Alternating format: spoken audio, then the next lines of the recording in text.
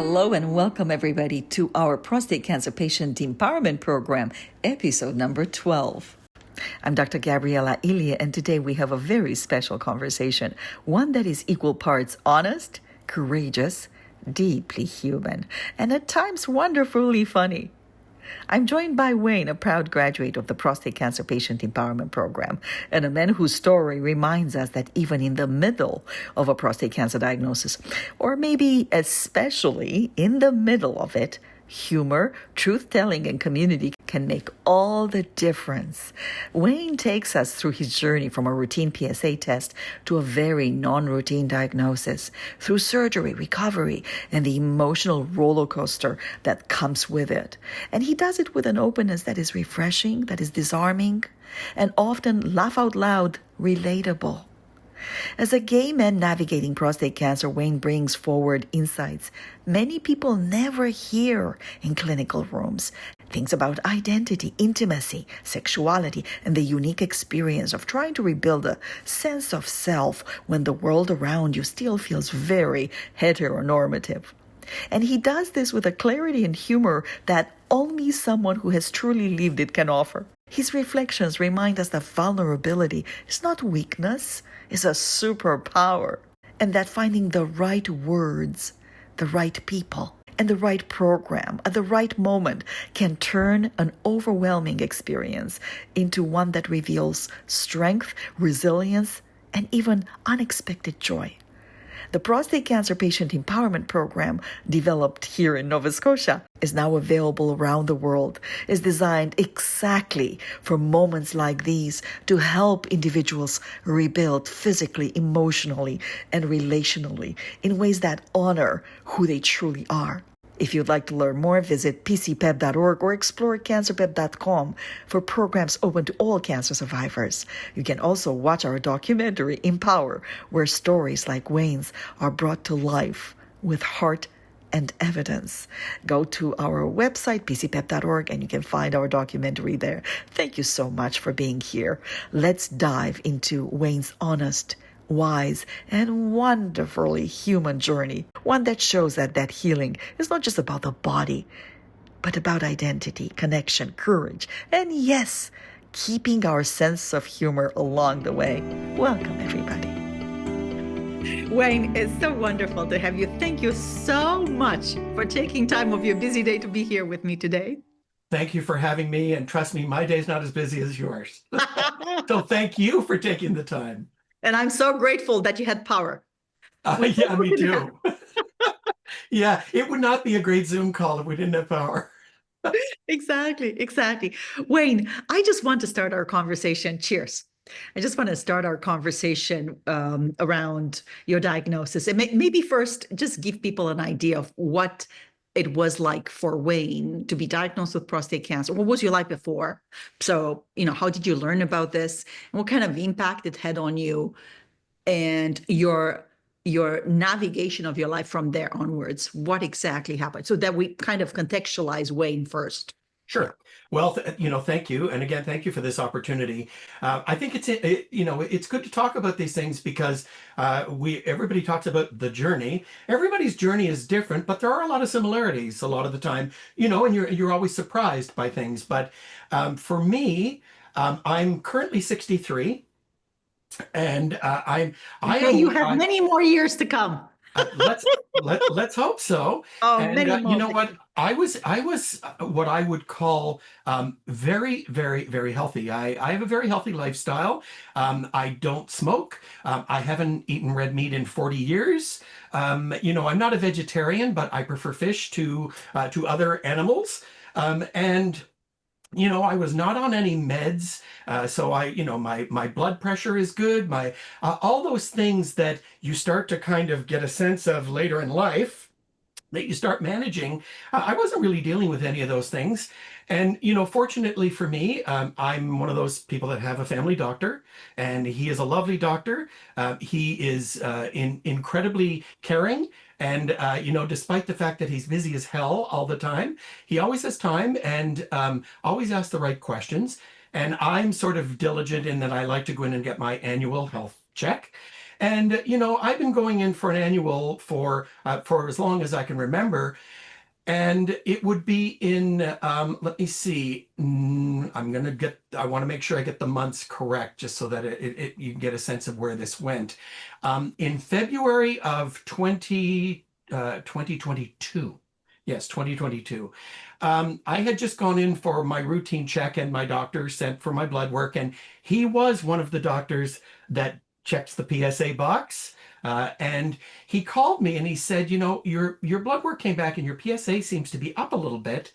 And he said, it's nothing alarming, but he said, it seems like it went up. And so I would like to go do some more blood work, maybe in 3 months. Let's see what happens. And so I'm going to say, I think it was maybe three. My PSA was three. And so 3 months later, I went and got my blood work done again. He called me up and he said, yeah, there's definitely something going on. He said, your PSA's gone up to 6. And he said, and that was really fast. He said, so I'm going to refer you to a urologist. He said, this could be a lot of things. And so, I was sort of a little apprehensive, a little concerned, because it said, I'm not really dealing with a lot of health issues. I ended up going into the urologist in July. And it was for the the sort of full exam. So I had the digital exam, and the urologist said, oh, you know what, your prostate seems to be completely normal from the exam I'm doing. He said, I think we probably should do a biopsy. And so they scheduled a biopsy, and I had the biopsy in August. And the biopsy was definitely an eye opener. It's not a particularly pleasant experience, but it is one of the only ways that you can really be sure that there isn't something serious going on. So I had that in September, and by that time, honestly, I thought something was up. You just sort of start to get the feeling, the way things are going, that probably something was up. So I started reading up a lot on prostate cancer diagnoses, on what it means to men at different ages, and what this mysterious PSA number sort of means as I started to get into things. And I'm not what I would call an internet doctor. I don't really do that, but I felt that it was important for me to be informed, because I felt like I was going down the road that maybe I was going to need to be informed about a potential situation. There wasn't any prostate cancer in my family, and actually the urologist asked me that, and I said, I'm in an interesting demographic. Because of my age, at that time I was 61. I said, look, my parents are gone. All of my uncles are gone. My grandfathers were gone before I was born. I don't know if there's any prostate cancer in my family, because frankly, if there was, it potentially wasn't diagnosed, and then those men died of something else. Or if it was, it certainly wasn't treated, because in those days, the treatment was a whole lot different, and you didn't just, get out of the hospital the next day after a potential treatment. So I said, I can't really base that on any knowledge that I know there is, but, who the hell knows? So I did my research. I got my call back in October, so a month later. So when I went into that meeting, I was taking my husband with to my meetings, because I think it's important. When you're preparing for these sort of potentially life-changing responses, it's really important to have a set of ears there that cares about you, but that is listening from a different perspective. And it could be a partner, it could be a sibling, it could be a parent, it could be a friend. But privacy kind of goes out the window on these kinds of things. You really, really need to have somebody with you. And so, the urologist came in and said, it was the good news, bad news. The bad news is you do have prostate cancer. The good news is it was a Gleason score 7, which is on the low end. He said, I'm assuming it's quite early diagnosis, which is very positive. He said, and it was, I guess it's 3 + 4, which is better than the 4 + 3. And again, you sort of get caught up in these numbers. But he explained to me, he said, look, I don't remember exactly. There was something like 98% of men at this stage will deal with this. This will not be what kills you. Something else is going to. But quite frankly, by that time, the word cancer is firmly lodged in your head. You're not thinking really clearly about a lot of things. Instead, you're thinking, "Oh my God, this is exactly my biggest fear." As I said, I had done a lot of research, so I sort of was. I was for some reason thinking this was going to be the diagnosis. And so the urologist said at the time, he said, look, you have the benefit of a sort of a myriad of different types of treatments. You can go with surgery, which would be a robotic prostatectomy. You could go with a radiation treatment. He said, you can decide. And I have to be honest, I had sort of already made my decision by the time before I'd even had this meeting, that if this was going to be the diagnosis and I was able to have the surgery, then surgery was the route I wanted to go. I'm younger, and I recognize that. And again, back to things I had sort of investigated. I knew about the side effects. I sort of knew that the side effects with surgery would be the day after. The side effects with radiation and that type of treatment could be a few years down the road, but we're all sort of in the same bubble of dealing with the same sort of side effects. And I was of the mindset that, look, I'm 61, I'm healthy, I'm probably in a better spot to take this on in this way. And so I'm going to go this direction. I made the decision then and said, I'd like to get on the list for surgery. That was October. Had a little bit of bumps getting a surgery date. Won't even bother getting into it because it's all very trivial. And I finally got a surgery date at the end of April. So that would be April of 2024. Had my surgery, everything that I had anticipated and had prepared for was exactly what happened. The one thing I will add in, and I'm not saying this to suck up, I'm only saying this because I think it's an important part of my experience. Unfortunately for me in the urologist's office, no one told me about the PC-PEP program. I didn't really know anything about it, and I know you've heard that numerous times, but I think it's important to say it. I'm still questioning now where I'm at as to why I was not told about that program at my diagnosis, because the program in no way, shape, or form could hurt me in any way. All it can do is help me.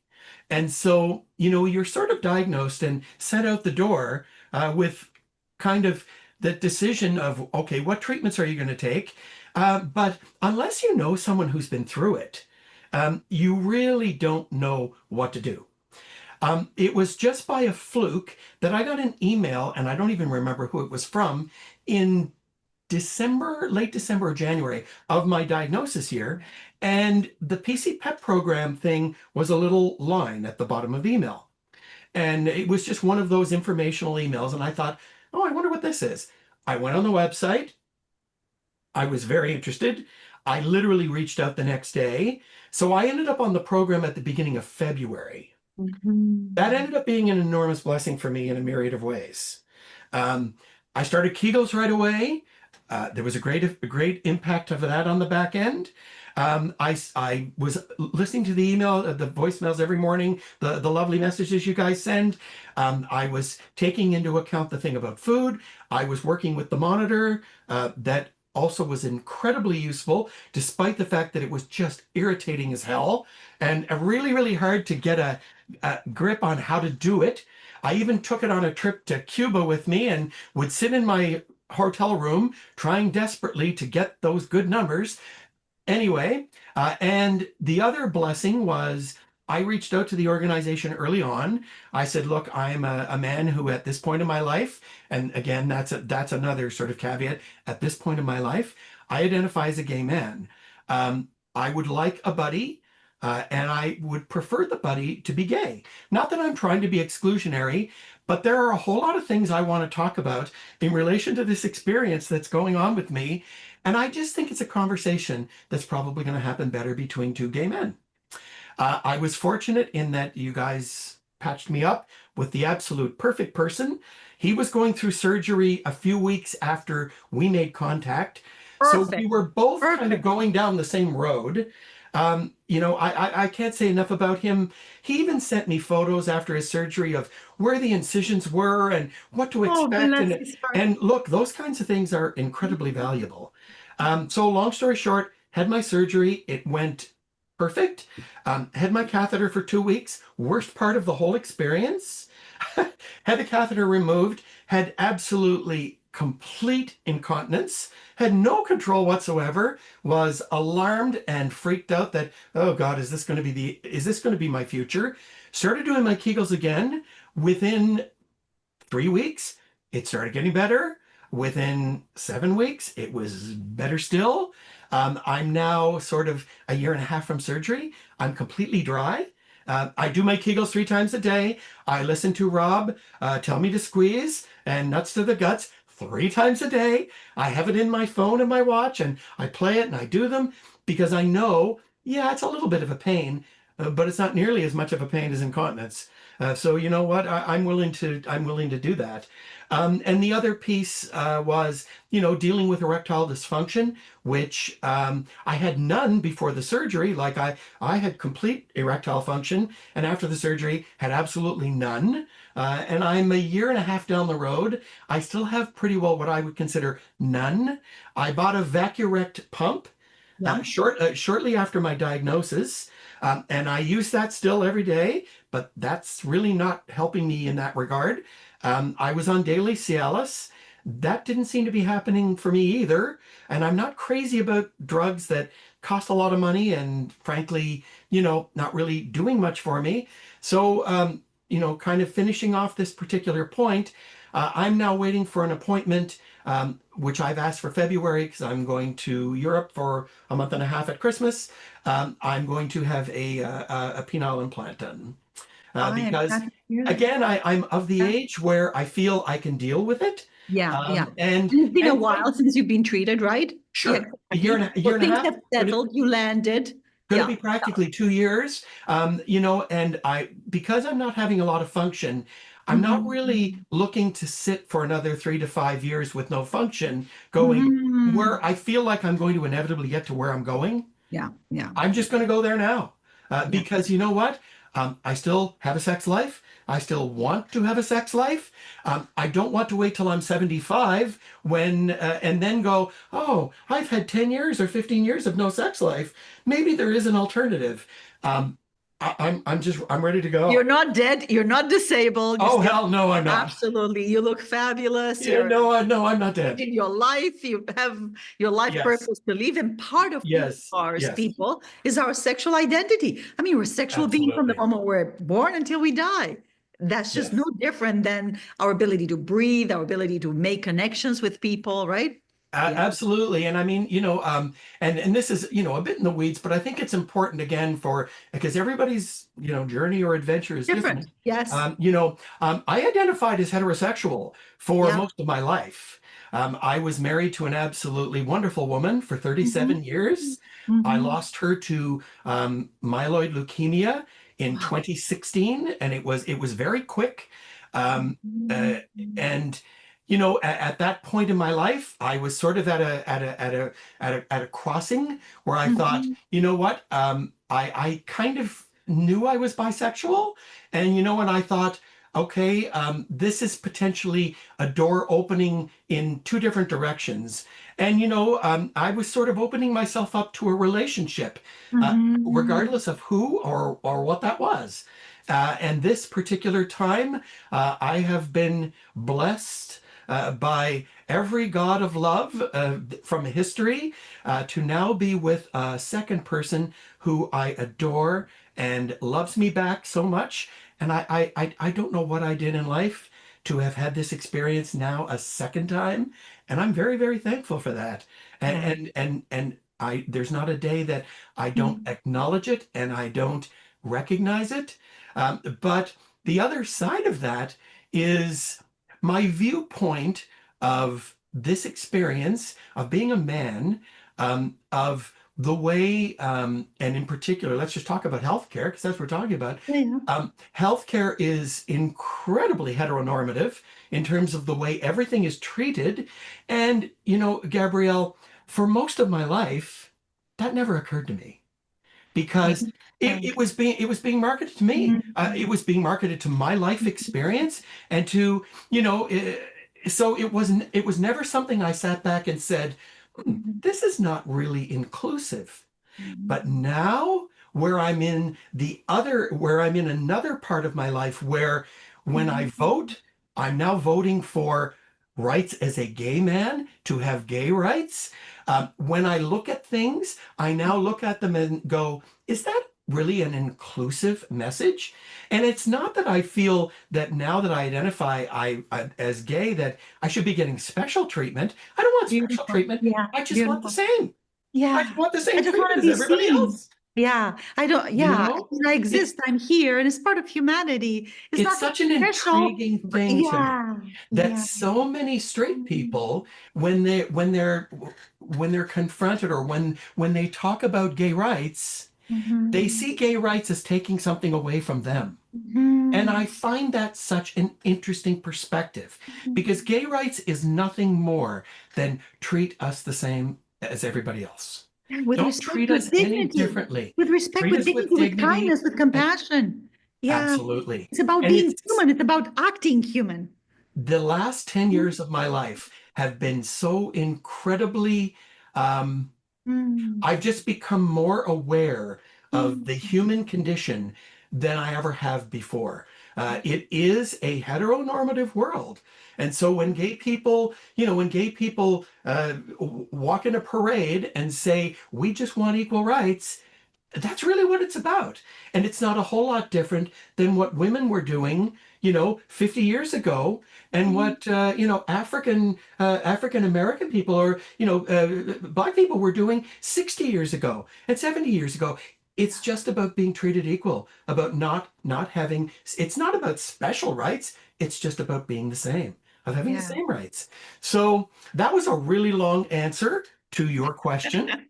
And a And very I have a oh, tendency to do that. I've been public speaking for most of my life, as you probably oh, I love surmised. it. You're so articulate and so appropriate and so kind, and you speak from the heart. I'm not surprised that you're so much loved, and I'm so happy you found Thank you. once again someone that Thank you. adores you. You deserve to Thank be you. loved. You deserve to be adored. You're a wonderful human being. I Thank mean, you so we've much. Well, no, right honest to back at goodness, you. we are so grateful. Oh, It's I am so grateful to this program that Rob and I developed. What an opportunity to meet exceptional people. And I really well, say that, I mean that. well, I feel the Like-minded same people. way. Yeah. I feel the same way back at you. And as I said, I'm really not blowing smoke. Your program, your and Rob's program was an absolute game changer for my health experience. And I can never pay you back for that. I'm in a different place than I would be if I had not found PC-PEP because there was nowhere else out there anywhere that I could find that provided the sort of support and um, caring that that program gave me, and I'm eternally grateful for it.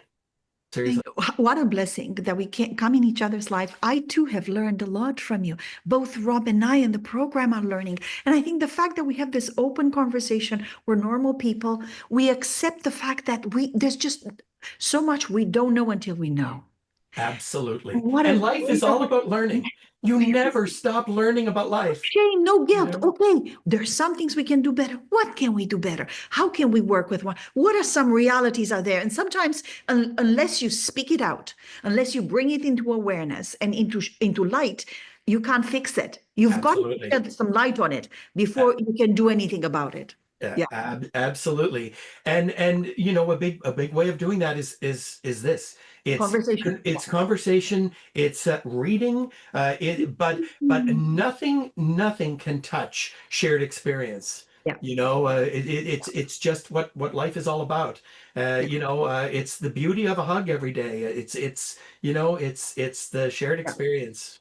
Honestly. And the gay groups that we have, the gay group, I would call it, in the PC-PEP has been absolutely exceptional. Every man in that group speaks openly, candidly from the heart. We joke with one another. There is an established trust, which I don't know really where it's coming from, except to say I'm very grateful for it. I can speak Yes. freely. You can speak freely. I'm not ashamed, or I don't feel any one of you would judge me when I say, I don't know this. I don't, let me Well, lean forward, teach me. you know what? That's how you make change. I I said, I don't completely know, hear what but you're I'm not a gay saying. man. Yeah. And again, I mean, I feel I try not to have imposter syndrome because I've not lived my life as an open gay man. I haven't, Yeah, yeah. despite the fact Beautiful. I will Beautiful. quantify. You know what? I have had openly gay friends for Yeah, yeah. virtually all of my life, and they have been openly Mhm. gay to me, and I have been a part of that experience. But to your Mhm. comment, I think there is a certain and again, you never like to generalize because there's always outliers and there's Mhm. always people that don't fit.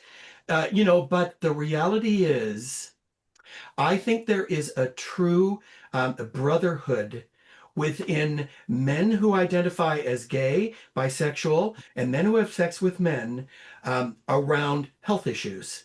And it's Yes. not a pretty Yeah. picture. It's not that it was it's not because of a good experience. It's because a thing called, gay liberation and gay rights happened in the late 60s. Gay Mhm. men and women began to live openly and more accepted in the 70s. And then along came a plague that virtually decimated the entire gay male community around the world, that being HIV. There were years of Yeah. people dying and nobody listening, and governments not reacting, and healthcare not reacting, and gay men learning that the only way they were going to make change was to basically mobilize, to become loud, to openly talk about the situation, and to make change. And so it doesn't surprise me when you say that, you find the gay men's conversation about health very open. I think gay men learned during a very powerful time. Look, there was an entire AIDS active group called ACT UP. I don't know if you've ever heard of them, but they were based out of New York. They had Mhm. divisions all over the world, and Mhm. they were the ones that got very militant in the fight. Mhm. But all I will say about this is their most famous slogan, and I use that loosely because it cheapens it a bit, but it was what it was. Their slogan was "Silence equals death," because in the Mhm. era of AIDS, silence equaled death. Yeah, That was the that's way it true. was. Yeah. If you Yeah. didn't talk about your situation, you were You're going as to good as go. death. Yeah. Yeah. You're as good And as death. and so gay men woke up and said, look, if we Mhm. don't talk about this, no one will. Totally. So when a group of gay men get together in a health issue, I don't think, prostate cancer is only one. Um, I'm sure if there are gay men groups, they are openly talking about the situation. And I Mhm. think that's why it's a hard learned, lived experience of being an advocate and for talking openly in order to help yourself and help others. Conversation. One of the things that we're learning, and thank goodness, and we're working with you alongside, is how to let other community-based organizations, in addition to urology medical centers, not just in Canada, because now we're on 4 continents. I'm talking also about New Zealand, South Africa, I know, South Africa and Europe, how to mobilize them to promote the program, and not just PC-PEP, but allow men, right, to know what is out there so that they may choose. Like you said, I see the PC-PEP name at the bottom of a link that I'm getting with information. I'm clicking on it. You have the right, men have the right to know what's out there for them. Yes. And I find that we walk in all sorts of barriers. And I love our communications because it helps us become creative as to how do we get past those barriers? What are some of the facilitators in terms of getting the word out? Also, what can we do internally at PC-PEP to make this a more accessible environment, a more open environment, a more helpful? How can we really be of service completely? Are there some changes that we can do, even with respect to the face of the program, that tells men unequivocally, you belong here? And in fact, we had a conference on Saturday, not this Saturday, 2 Saturdays ago, and it was fabulous. The information was pouring for you as to, what do we do? How do we change the face? Do we change the website? Do we change the message? Do we change the daily videos? Is there can we create a daily video, or can we create a welcome video that says you are welcome here? This program is for you. And then also talking about the wide array of identity. Is it men having sex with other men? Is it, gay men? Have you always been a gay man? Are you someone that transitioned? How do we make those conversations natural, open? And then also through the program, perhaps change the conversations at the level of the medical system, change the conversations at the level of the community. But there are many barriers in this journey, and many of them oftentimes have to do, because I know one of the gay men in the group, he was so sweet. I'm not going to give any names, but he came up with a list of, organizations, they're gay organizations. We jumped on that with an opportunity. Send an email. Rob sent an email from an oncologist. We thought it carries more weight than little Gabriela, a scientist. What am I going to?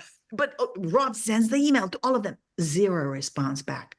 Not even, hey, Rob, thanks for that email. We might let somebody know. How do we move from here?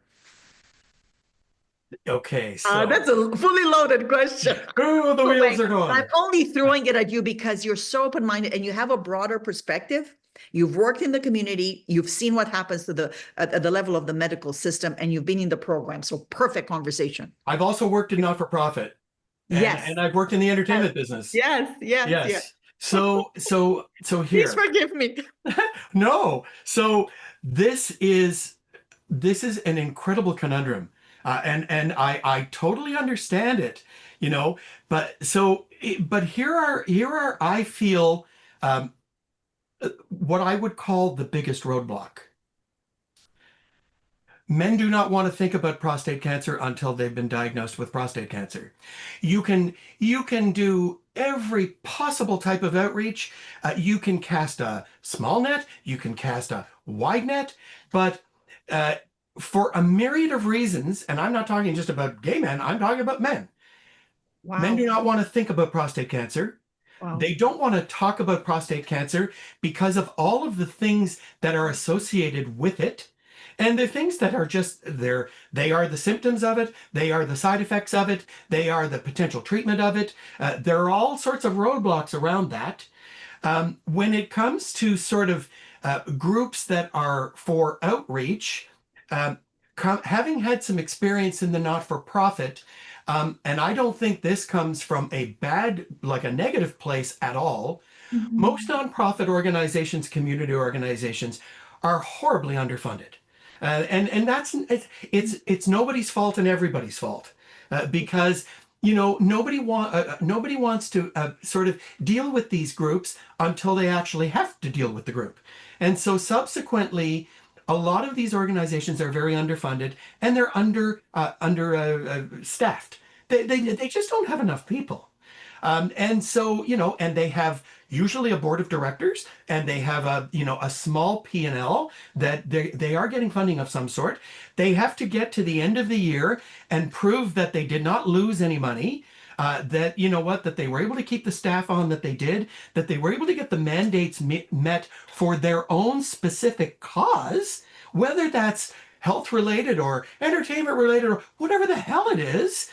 You need to get to that only so that you make sure you're around next year. Mm-hmm. So when other organizations reach out, it's not that you don't want to help. Mm-hmm. You have so much on your plate that you're trying to manage. Yeah. And so, in my time, when I was working in not-for-profit, and I don't mind saying, I ran a film festival for 10 years. And we would get a lot of people reaching out. And so usually the way we always evaluated it as a team is we would have the list on our meeting, and then we would go through and try and decipher or determine, I guess a better word, the small list that actually fit our mandate, so that we could sort of marry up with them in one way or another. Because again, there's far too many. And Wow. so, Yes. I'm gonna speak from my own experience here. But look, I'm in no way, shape, or form bad mouthing the health industry, or No, sorry, no, I no, shouldn't no. say industry, health, Uh, health. What would you call it? Health? There, Institution, yeah, yeah, the yeah. health. Medical system, You medical know, system, a system, yeah. the medical system. I am thankful to have had it. I am where Mm-hmm. I Oh am gosh, you're because doing a of it. great job. Yeah. The people that I have dealt with in it have been wonderful. They could not have been more helpful. Mm. But they're all very busy. They all have every day a list this long of things that they have to do. Yeah.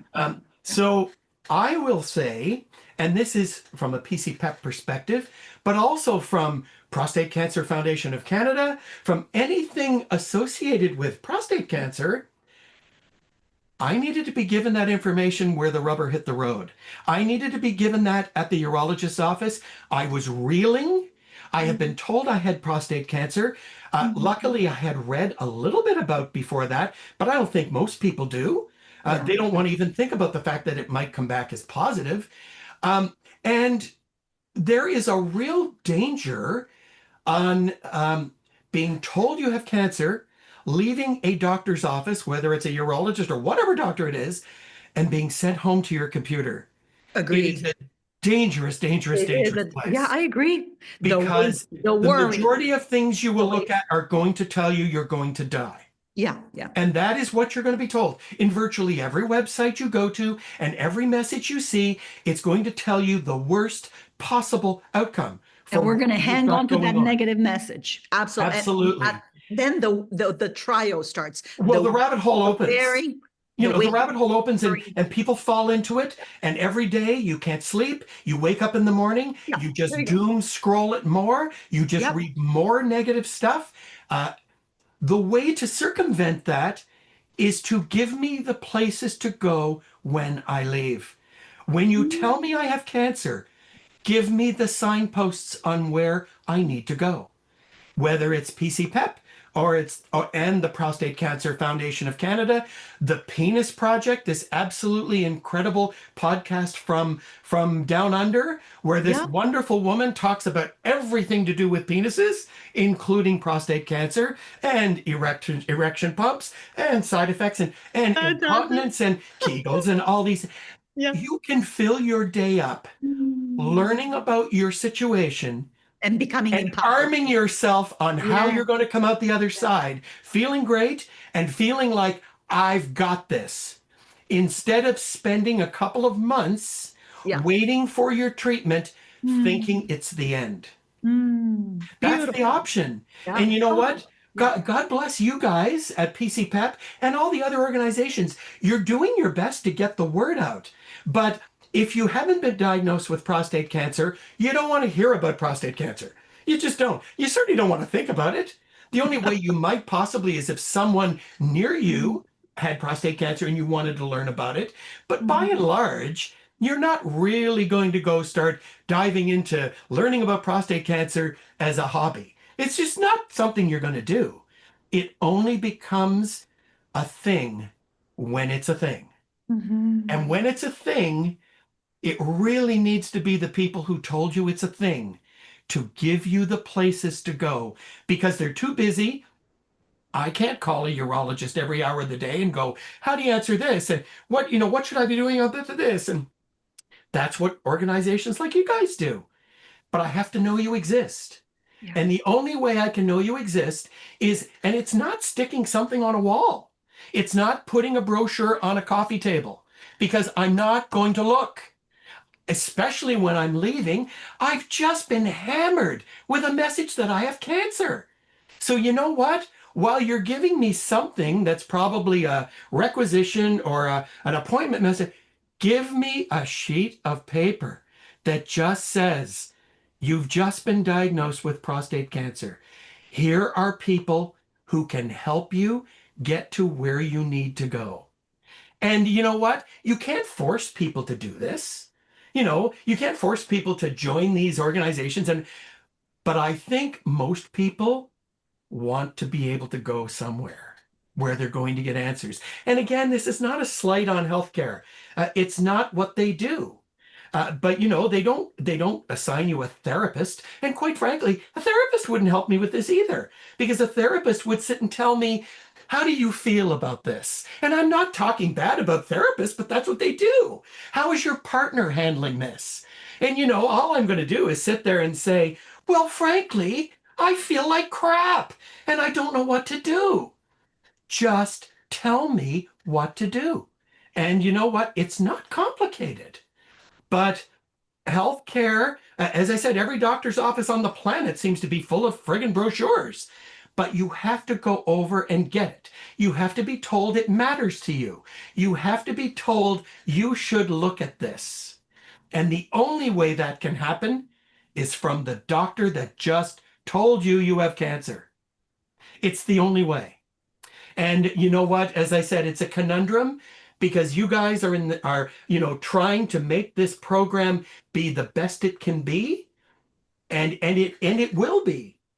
But it only will be for the people who found out about it almost by accident. And that's wrong. Because doctors should tell us. That's it. And again, I'm not slapping doctors around. I know their situation and I feel for it. In fact, this is the easy one. Just hand me a piece of paper that says, you know what?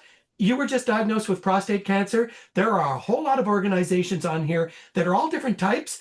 You need to go home and investigate them, because I think some of them or all of them could help you. That's all I needed. That was it. And luckily for me, I found your program. I found it 3 months before my surgery. So I had a surgery right in the middle of your program. And I am still doing my function strength training 2 days a week. I am still doing my giggles every day. I'm still all those things. And look, quite honestly, and I don't want to just blow smoke, there were things in your program I'm not doing. And that's fine. Pick what works, leave the rest. Look, I am the first guy to tell you, I am not a food lover. I eat healthy, but I'm not a food lover. I'm not one of these people that calls himself a foodie. I don't fetishize food. I'm just not that guy. So I listen to what you say on your voicemails or your little video message and whatnot, and I go, oh yeah, that's interesting. I've never thought of turmeric. Maybe I'll do that. But you know what? Did I copy every? No, because that's not who I am. It's not who I am. Nor should you. Exactly. That's right. It's just a matter, look, we're going to throw this and this and this and this. Pick what works for you. Leave the rest. Exactly. Because the problem is, when it's an all-encompassing program like yours, you can't possibly do it 365 days a year for the next 20 years. You can't do it. What you have to do is you have to see what fits you in your life, take those pieces away, and continue them. Do things you can stick to. It's like going to the gym and working out. You know what? If you really love it and you plan on doing it for the rest of your life, great. But if you're one of those people that joins the gym in January and quits in February because, you know what, you just got bored with it, that doesn't work. You've got to figure out the things that work for you in your life, adopt them as a new part of your life, like my 3 Kegels a day. I know I'm going to do till, frankly, I'm sitting in a corner chewing my tongue and not able to do them anymore. That's when I will stop doing them, because that I've seen a result from. It's a result that has changed my life. It's changed my experience. And it is a small thing for me to do in 24 hours every day to make sure that that part of my life is where it needs to be. Yeah. Yeah.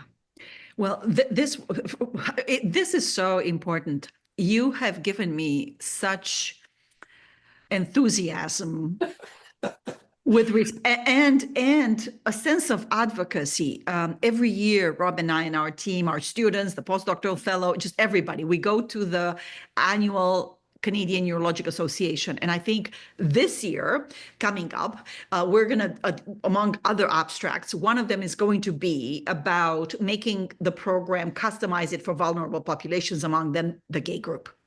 So we are going to have a presentation. We're going to put an abstract together. You saw some of the statistics we presented at the conference on Saturday. They were very interesting. Very interesting. We're going to put those up, and we're also going to put some of the testimonials and really open a conversation in front of probably, I don't know, I would say about 2,000, 3,000 people that are people, clinicians that come Yes. to the Canadian Urologic Association and advance the idea that perhaps our program, alongside other programs that have been scientifically tested. So I'm talking about evidence-based data that we published the results now, thousands of men that have gone through the program, that they should have this information. Can we help? Because programs like ours bridge Yes. what's Yes. happening to the person at home, what you were saying, going through the motion versus what's happening in the medical system. So we're bridging this gap that exists and see if we can work alongside with them to change and allow this information to be offered to patients right at diagnosis. You're absolutely right about the net. Do you throw it narrow? Do you throw it wide? And what happens? So that's definitely something very actionable. You see, this dialogue leads to ideas that are very actionable to me, very practical things that I can do right now to advocate a bit, to move the needle a little forward. Because it's not just about science. Science is great. We've done it. It's not about implementation. But really, at the end of the day, can you make this program become sustainable? And can you make it reach the people that need it most when they need it? Not 5 years later. We have so many men in the program. The first thing that comes out of their mouth, why didn't anybody tell me about this program? Why didn't anybody, not one soul? And it's not that I haven't asked. So this is something so actionable, so easy to do, to make a difference. I just so much help there. Thank you so much, Wayne. My pleasure. And I mean, we sort of dipped a little bit into the whole psychological piece, and that's, the psychology of cancer, and whatever kind of cancer it is one of the most impactful pieces of a cancer diagnosis, maybe more so than the cancer itself, is the psychological slap in the face that a cancer diagnosis is to the person receiving it. And it doesn't matter how well informed you are. People are almost glib about it now. Oh, the big C. It is the big C. And, and I know doctors recognize that. But the impact of the patient walking out of the office where they were just giving the diagnosis, where they're almost throwing up and passing out with panic, that's the psychological piece. And I think it's a piece that gets missed because you leave the office and you're left to your own devices to wait for the next message from healthcare. And that is not the answer, because all that does is destroy the psychology of the people and makes them weaker as they go into what is potentially one of the great fights of their life. And again, I'm not talking specifically about prostate cancer because that's my only experience, but I've had other family members that have had other types of cancer, and it hasn't really been a whole lot different. They come home and say they have cancer. And they're left to sort of figure out what that looks like. And look, if the reality of the world was that is the way things are and that is the way it goes, that would be the case. But it's not. Organizations such as yourselves have things there that are that hand, that are that hand on the shoulder, that hug to say, you're not alone. Lots of people have gone through this. You're going to get through this, and here's how we're going to help you. And I mean, for programs like PC-PEP to be available at no cost are absolutely extraordinary. I mean, Canadians, we're somewhat spoiled by our healthcare and the abilities of what it will do for us. And, and we're not bankrupt after we've had a health scare of one sort or another. And there's something to be said for that. But aftercare, and in particular, aftercare on a cancer diagnosis, is just, it makes me overwhelmed with emotion it is such an unknown.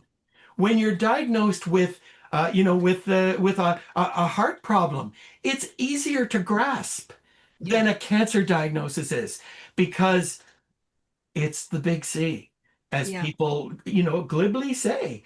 And it should be an onus on the entire care system that cancer diagnosis should have aftercare as part of it.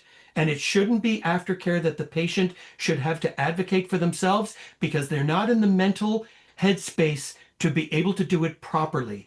Instead, they go to the internet and it all gets dark real fast.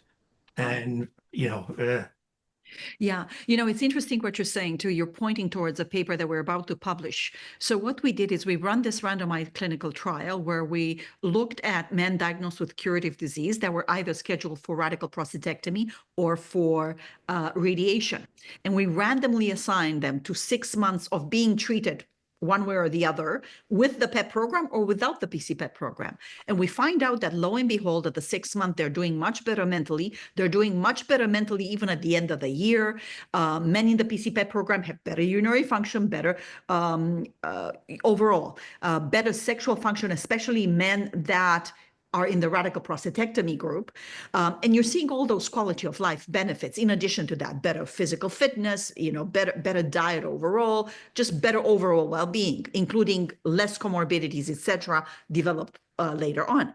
But then we did a mediation analysis. And then outside of the academic jargon, basically what the mediation analysis is, we questioned what factor could explain why is it that men that take the PC-PEP program have better mental health, not just at 6 months, but at 12 months.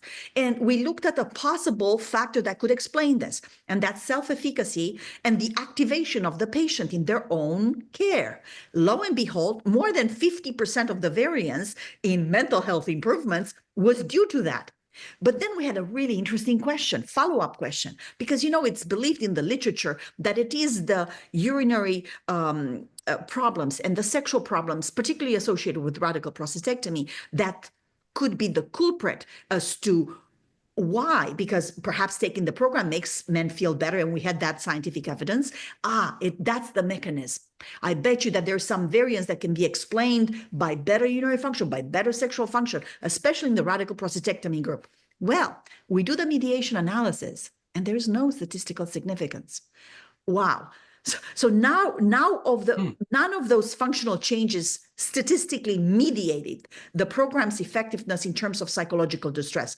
The indirect effects were small, non-significant, indicating basically that improvements in continence or sexual outcomes did not explain the reduction in distress. So what does that really show? Well, to me, the absence of a mediation effect is clinically meaningful, as it challenges this assumption that urinary and sexual function alone are the principal determinants of psychological morbidity in prostate cancer survivorship. And you point that out very clearly, because you're saying, wait a minute here, in addition to urinary sexual function, there are some other global psychological well-being issues that happen when you come to me and you tell me I have cancer.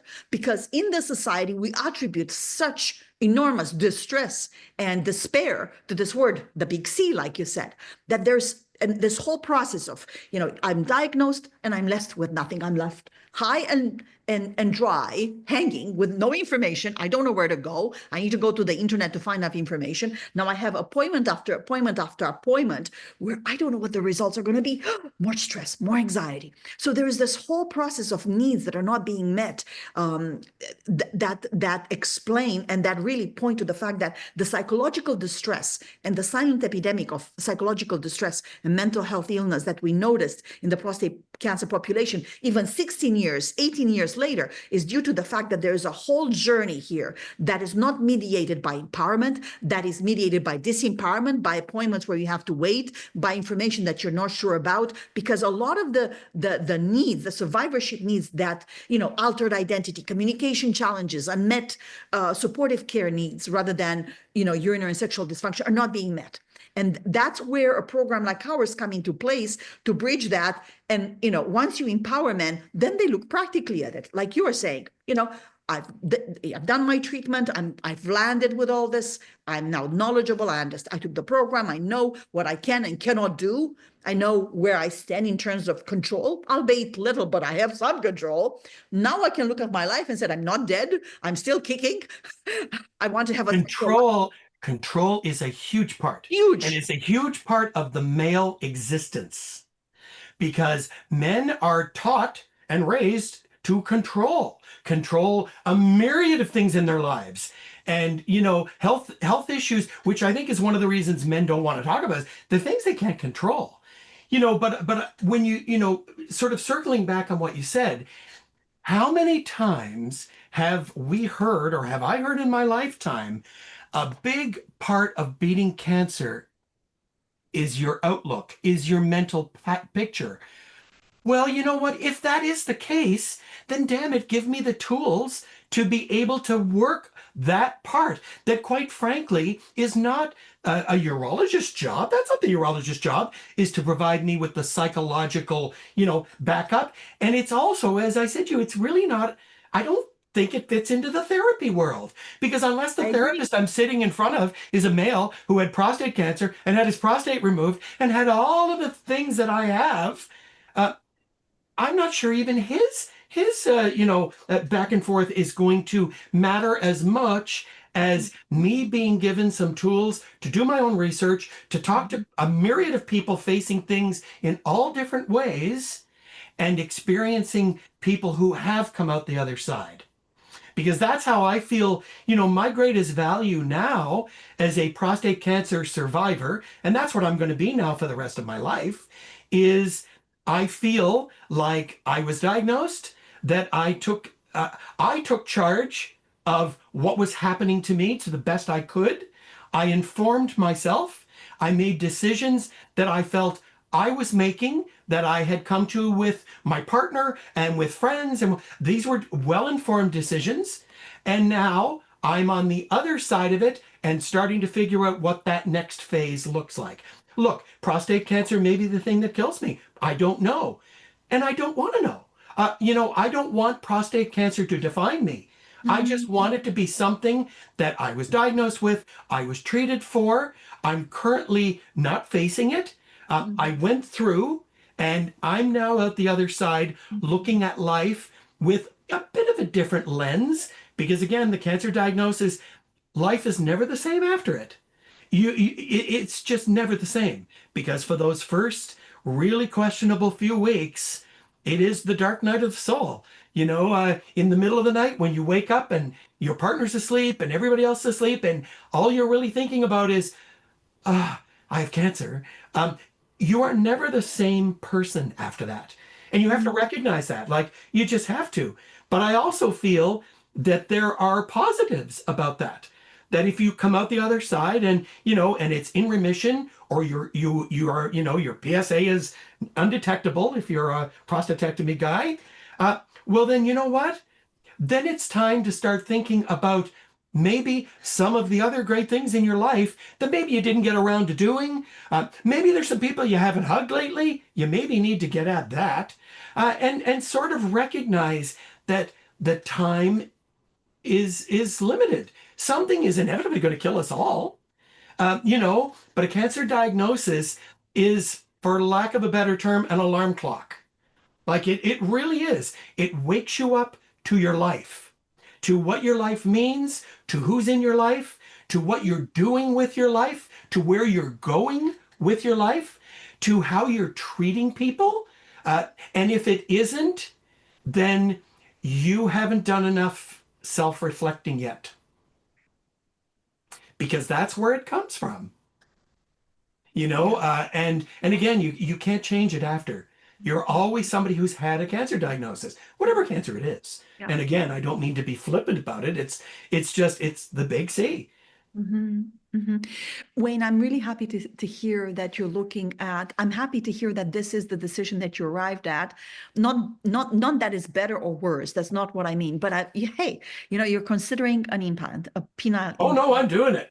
Okay, great. Can you tell us a little bit about it? I'm doing it. Great. Okay, Wayne, tell us a little bit about that, because other people may want to hear. This is such an important conversation. First off, not often that happens in the urologist office, because I guess the clinician is waiting for you to say something, or I don't know, it's not happening. Well, I asked my urologist, actually. Oh, did you? Look. Again, I'm an open book, and I don't mind speaking candidly. I don't think this is oversharing. I am a sexual person. I quite enjoy sex. Yeah. My Thank God. one, It's as normal as breathing. You're a human being. so you just took a word out of my mouth.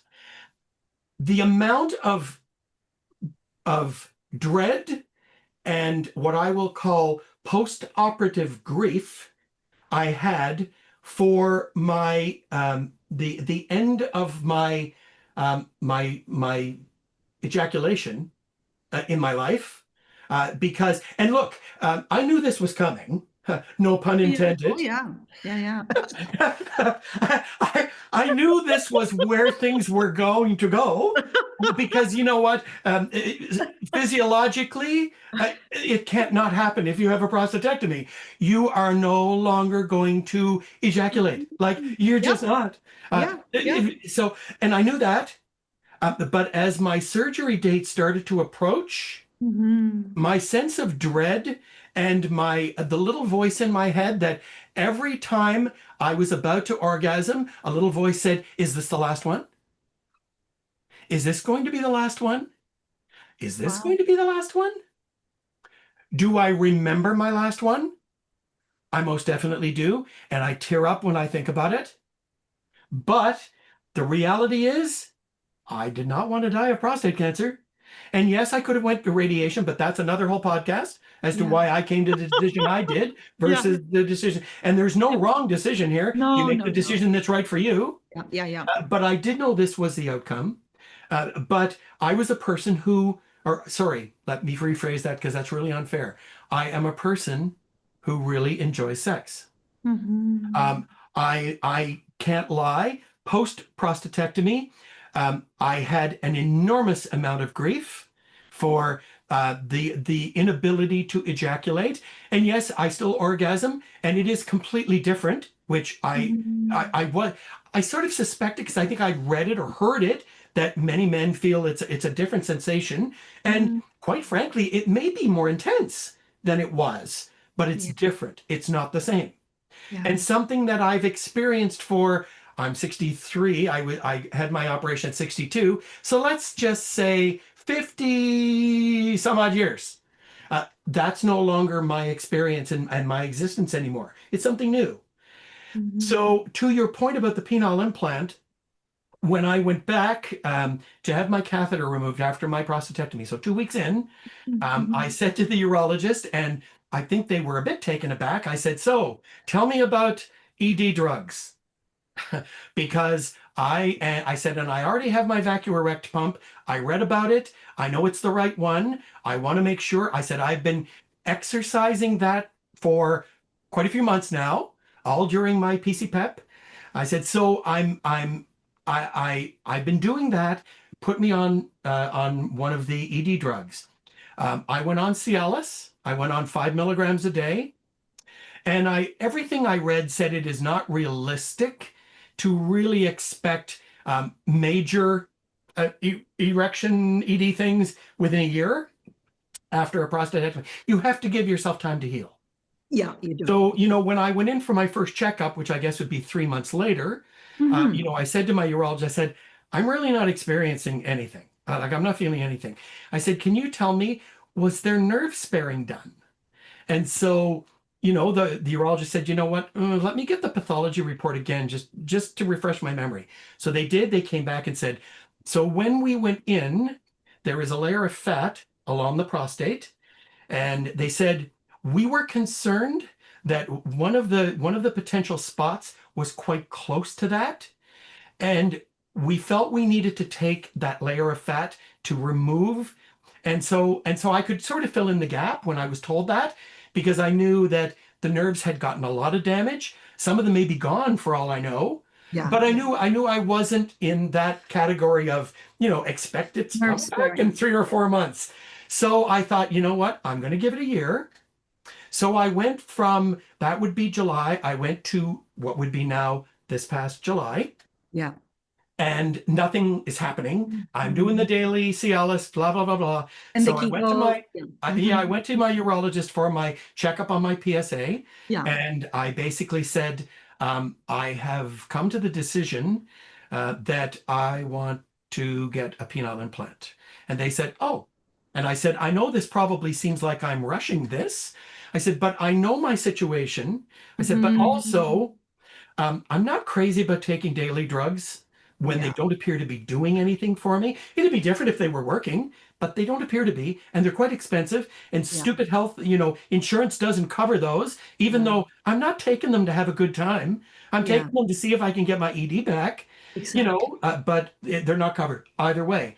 And I said, I'm not really keen on Trimix. I don't think that works for me as a solution. I'm not even interested in really trying it because I like to travel. I'm not interested in traveling with a bunch of needles. I'm not, Yeah, and it's not going to fit my lifestyle. people listening to this, by the way, Trimix it's an injection. It's a Yeah. peanut injection. Yeah.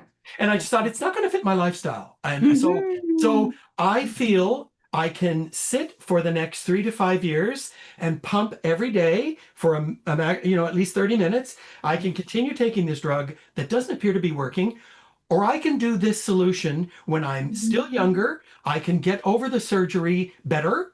I can learn to use it because I have good dexterity. And I can continue to start enjoying my sex life again in, maybe 3 months after I have it or sooner. So I don't want to wait. I want to do it now. And so that was in the summer. I was referred to a urologist that specializes in that. That urologist, I have to give prop to. I won't give their name. The time they afforded me, the insight they afforded me, the questions they answered for me were my heart goes out to them. They were so kind to me. Oh, so good to hear this. As I said to them, I said, when I came in, I was 99% sure I was going to move forward with this. And they said, well, here's my rule. I have a rule of 6 weeks. I'm going to send you away. You can do some more research if you like. You can talk with your partner about it. You can maybe talk to some other people who've had them. And they said, I will follow up with you in 6 weeks. And if you still want to go forward, then we'll go forward. So that's where I'm at. And that was how I got to that decision. Great. Oh my goodness, this is so good. And we have some other men that have taken the PC-PEP program that are gay that also are considering this. So it's so great that you guys get to talk to one another. We have those pre-sessions before the monthly video conferences. This is a beautiful community there for you to support one another and also become mentors to new people coming in. Absolutely. And this is really excited about that. Well, and yeah, it puts me in a special club. Yes, it does. For insight, and again, I'm not being funny about it, but this is not something that a lot of people elect to do. And, so the pool of people to be able to talk to who've done it is not a large pool. No. And so, part of my healing and experience and my post-cancer life is to be one of those people who will talk and answer questions and be there when somebody wants to ask. Thank you so much, Wayne, not just for our gay group, but for the whole group, because now we're just, having conversations about it. It's nice to hear from a person that is going through this, that is wondering about this, that is worrying, that is being excited about this, that is learning about this. What is it like to be going through this? If that's something I want to consider, the good, the bad, and the ugly, just the indie. Yeah. I am a man who survived prostate cancer. There you go. Who happens to be, at this point in my life, gay. Yeah. And it is in that order. Yeah. It's not a gay guy who had prostate cancer. No, I'm just a man who had prostate cancer, who happens to be identifying as gay at this point in my life. So good. This is so good. Because life is full of curveballs. Oh my goodness. Isn't it ever? Isn't it ever? But would we want it any other way? I mean, some of the curveballs suck. Let's face it, they hit you in the eye. But the reality is, it's part of the joy of being here. Agreed. Wayne, any other thoughts that are in your mind right now? I have a feeling you and I are going to do another podcast because I've blabbed far too long. Everybody's turned it off. Everybody's turned it off by now. Well balanced. No, you're extremely articulate. You're kind. You speak from the heart. You wear your heart on your sleeve. I'm so deeply grateful, and I really mean that.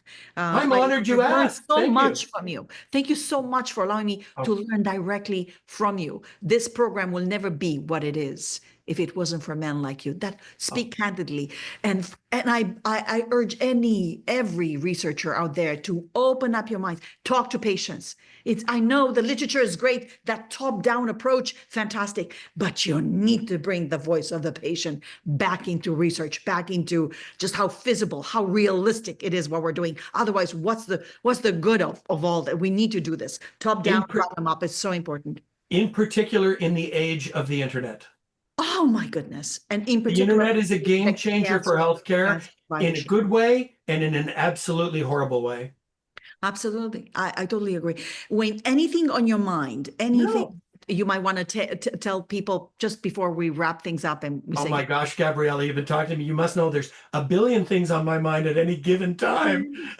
What's on my mind right now is, you know what? I really enjoyed this. I'm honored that you asked, quite frankly, and I would never have said no. I feel I owe you and Robin the program so much that if you ever asked me to do anything, I would always say, if it was in my realm of ability, I would say yes, because my life is better today because of what I experienced with the PC-PEP program. So, you know, I'm indebted to you. You're not indebted to me. Well, we'll see about that. I am. Honestly, just learning from you directly has been just a joy of my life. And it's for me, it's so important because I'm writing all those papers. Even now, I'm finishing up this mediation paper, and I'm saying, in what ways can I speak to my friends and my colleagues, clinicians, in ways they can accept and understand, for us to see, oh, what an incredible opportunity this is to do things a little better, to recognize ourselves in one another and realize that we're so much more alike than different. And that everybody wins. You know, everybody wins. Everybody wins. Talk about our dads, our partners, our, sons, this is our family. This is us we're talking about. Humanity, let's do something together. And talk openly about it. And again, what do we have to lose, Wayne? Without jumping into another conversation, but I will make a point to mention it. When I was diagnosed, I went through 3 months where I did not want to tell anyone. Wow. I didn't even want to tell I didn't want to tell my family. My partner knew, and I didn't want to tell anybody else because I didn't want people to think of me as, I didn't want the first thing out of their mouth is, how are you doing? Yeah. Oh, right? My because conversations change after you divulge that. Absolutely. But I spent. How are you doing? What can we do about it? I spent 3 months thinking, how damn selfish is that of me? Oh. To want to not, to choose to not help others by speaking about my own experience. Look at the reframing. Look at the reframing. Beautiful. You are a good man. You are such a good man. Honest to goodness, we're so blessed. Thank you. Thank you, the universe, to bring us this amazing people in our lives. And really, thank you for everything that you give to the PC-PEP group, to the gay group, the pre-sessions that we have, to those communications and conversations. They will translate into information for all of us to open up our minds, even if we push the needle by a meter. That's even if we reach one gay man. Listen, why men? One man. Even if we reach one man through this, absolutely, we've done our job. It's about that. How can absolutely? So thank you, Wayne. My pleasure. Thank you so much for learning, helping me learn directly. And have a wonderful holiday season, because we're at that point in the year. So to you as well, and to everybody listening. Happy holidays. Thank you. Bye now. Thank you. And this concludes episode number 12 of our podcast. For more information about our programs, please visit pcpep.org. For all forms of cancer, please go to cancerpep.com. Amazing conversation with Wayne. I so much enjoy this. Until next time, be well and take care of yourselves.